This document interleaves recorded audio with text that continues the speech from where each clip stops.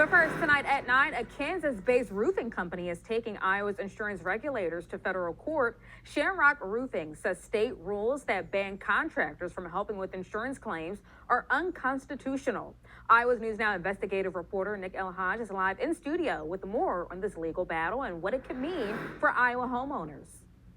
Nicole, Iowa state law says only licensed public adjusters can negotiate insurance claims. Shamrock Roofing says regulators have told them that they can't even talk to customers about these insurance claims, something the company says isn't just bad for business and customers, but also violates contractors' rights to free speech.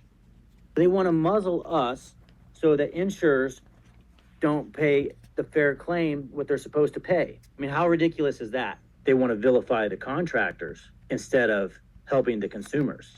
This summer, the Iowa Insurance Division issued a cease and desist accusing Shamrock Roofing of crossing the line into public adjusting. Shamrock's owner, Garen Armstrong, says the letter lacks clarity, making it tough to know how to comply. It's very vague about what a person can say and what a person can't say. When we're just trying to help somebody who doesn't know, only 2% of people know what a public adjusters are. So they don't know to call a public adjuster. And mind you, a public adjuster would only pick up a claim that's $50,000 and more because they're getting 10% off the job. So it doesn't make sense for them to take a job that's $50,000 or less because it's a lot of work.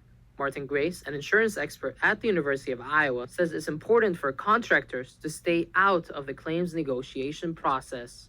A public adjuster isn't allowed to be the contractor for the home that they are adjusting. That's a conflict of interest. You can get someone that has a fiduciary duty or responsibility to you, like a homeowner's agent, if you will. Having the repairman in the process sort of makes the repairman's interests paramount.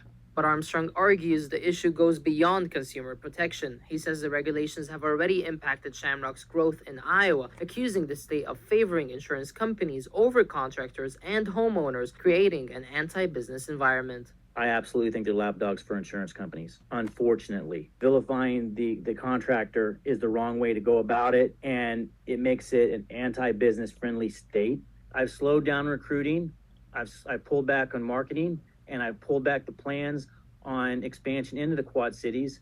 Grace says he wouldn't be too surprised if the federal court does indeed find that the regulations are too vague or overly restrictive. You can't have, especially about speech, a law that prohibits speech and no one will tell you what you can and cannot say. That's just too vague and the law is unconstitutional. Iowa should be able to provide some idea about what kind of speech is prohibited and what kind of behaviors are prohibited.